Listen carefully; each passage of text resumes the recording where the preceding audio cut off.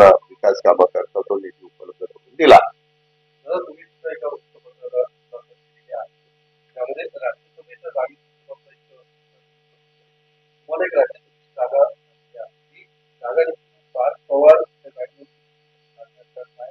आम्हाला जागा मिळालेली आहे. सातारच्या संदर्भात सातारची जागा आम्ही सगळी म्हणून सातारच्या जागेत सोडल्यानंतर सातारचीच व्यक्ती सातारा जिल्ह्यातलीच आम्ही तिथं राज्यसभेला देणार आहे.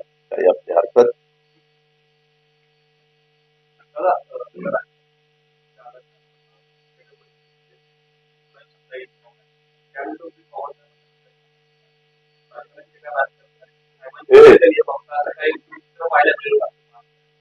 मी आता त्याबद्दल काही बोलू शकत नाही. मला त्याबद्दल काही सांगता येत नाही.